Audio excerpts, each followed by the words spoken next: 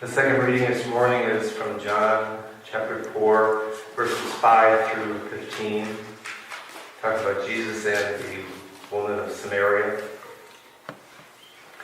So he came to a city of Samaria called Sychar, near the field that Jacob gave to his son Joseph. Jacob's well was there, and so Jesus, wearied as he was with his journey, sat down beside the well. It was about the 6th hour. There came a woman of Samaria to draw water. Jesus said to her, "Give me a drink." For his disciples had gone away into the city to buy food. The Samaritan woman said to him, "How is it that you, a Jew, ask a drink of me, a woman of Samaria? For Jews have no dealings with Samaritans." Jesus answered her, "If you knew the gift of God and who it is that is saying to you, 'Give me a drink,' you would have asked him, and he would have given you living water." The woman said to him, "Sir, you have nothing to draw with, and the well is deep. Where do you get that living water?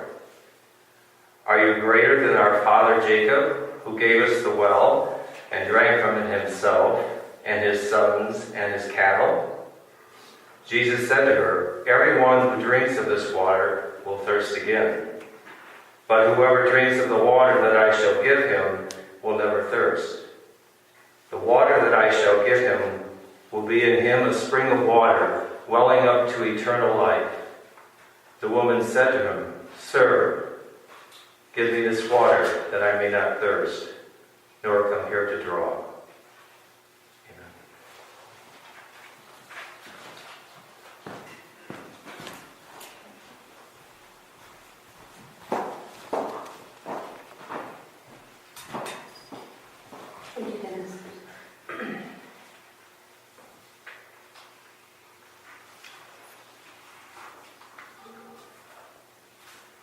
One of my earliest memories is of a little boy at the kiddie pool in a motel in Myrtle Beach, South Carolina, trying to drown me.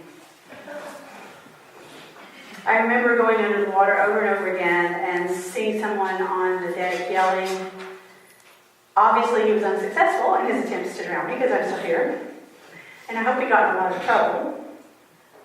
And even though I have this really traumatic early memory associated with water, it's still my favorite natural element. I prefer being near a body of water to just about anything else in the world.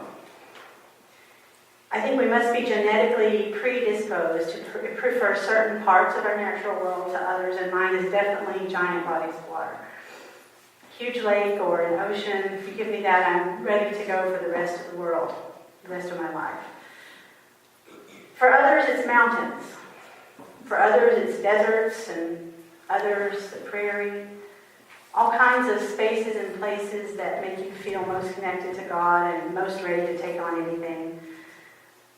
So maybe we're geared genetically to do that, to feel that way, to be that way. Probably also in large part due to environmental conditioning of where we grew up and what we grew up around, because I did grow up around lakes.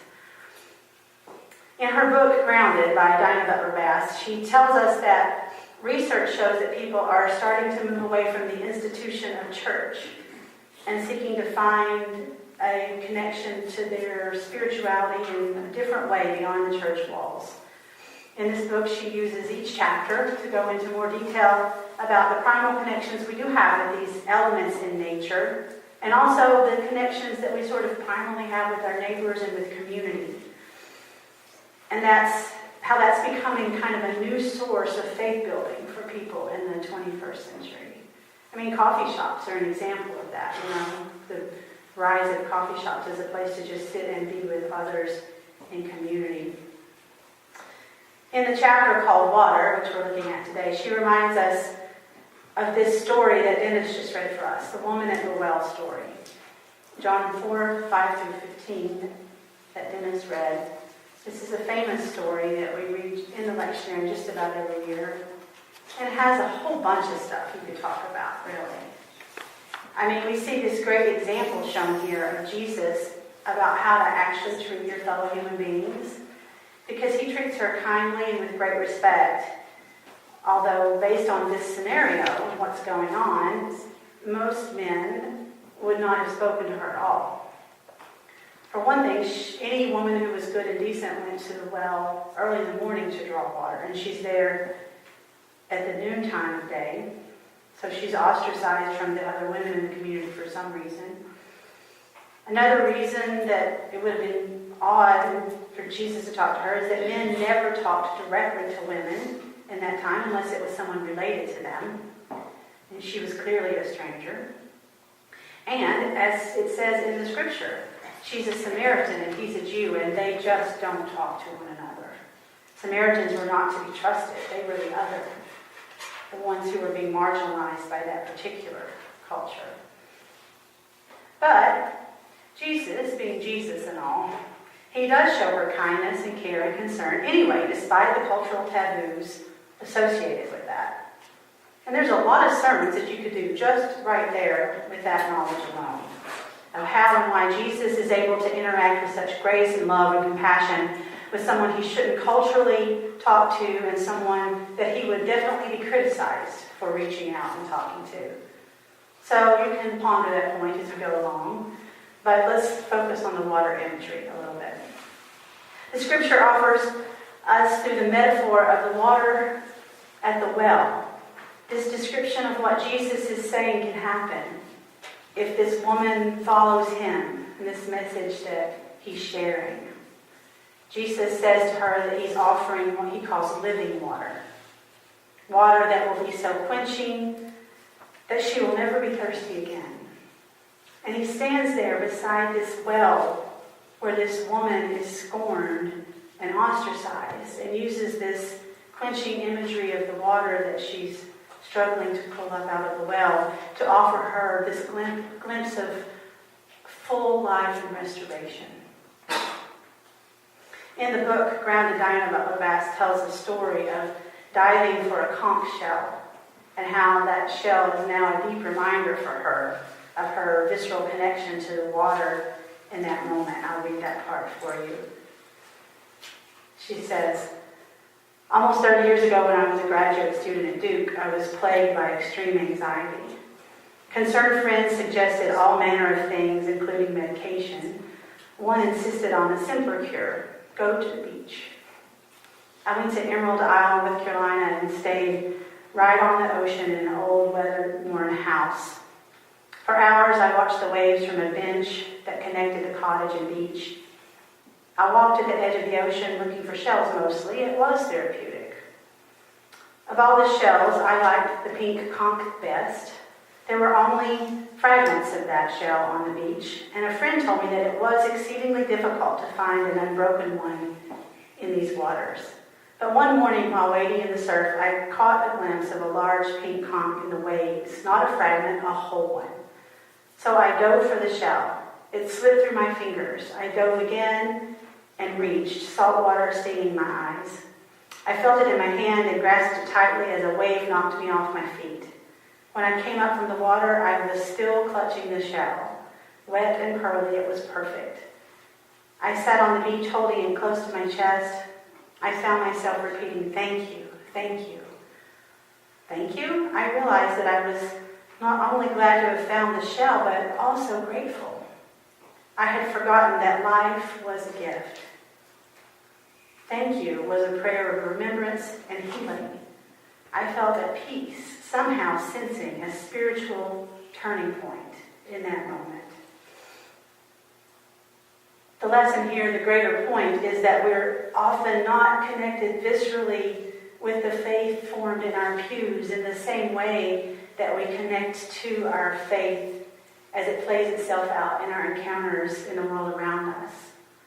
Water is just one of many connections that way. And for the woman at the well, it becomes her encounter with water and Jesus out in the world, not in the synagogue, but out in the world, that gives her salvation. It wasn't the religious order or the religious institution that saved her. It was a man talking to her near the water at the well. And yet there's sacrament in water for us in this place called the church. Water is holy and powerful. Water connects us to both the earth and the divine. I mean, we baptize with water. It's important to who we are as we're becoming people of Christian faith. We see that moment of baptism by water as the moment when you, if you did it on your own or your parents, claim you as God's. And God says, well, yes, of course you're my beloved child. Baptism is that symbol of recognition and welcoming into a relationship with God who has already been with you this whole time. And the water part, the water is the physical, actual, visible symbol of God raining down on us in that moment. Refreshing, surprising, visceral, just like God.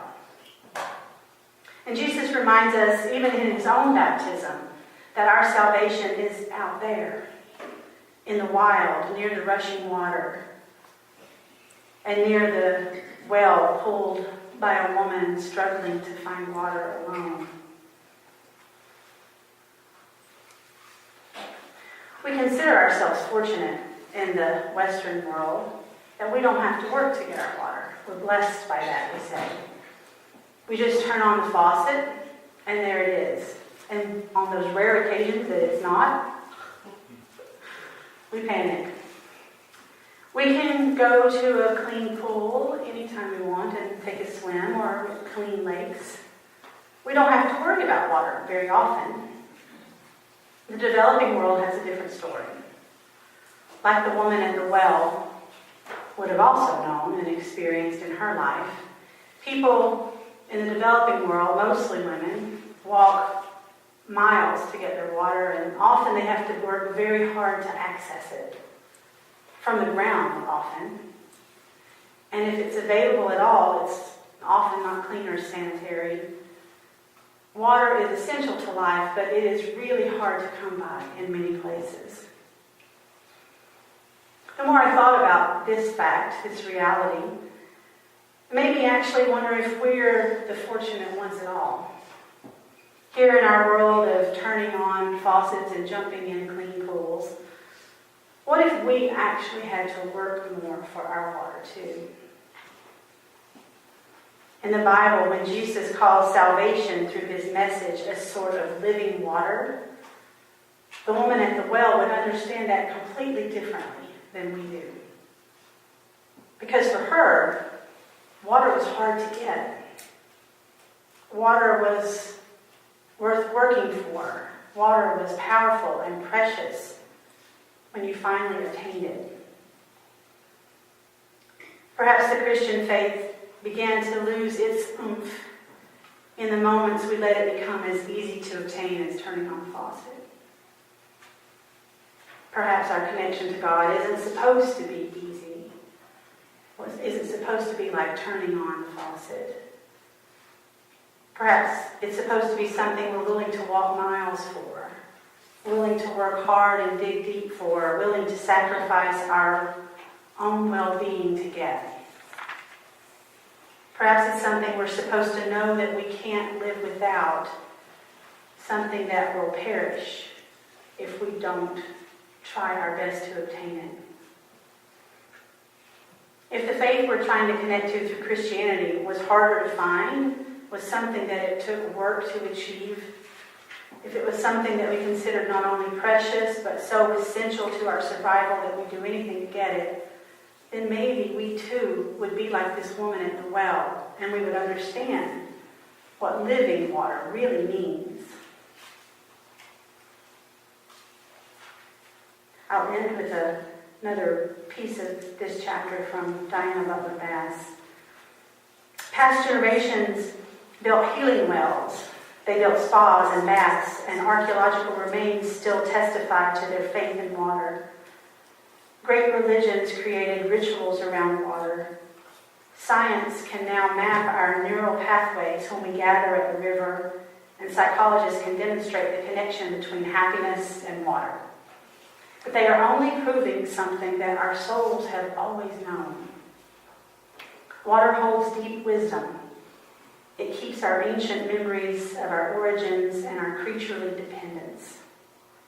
But we forget. From time to time, we need to be reminded that water is essential to health and happiness. She writes, looking from my deck, I see the conch on my bookshelf, close by and always visible, as it has been since that day on the beach, a token of God, a moment of healing and of grace. Amen.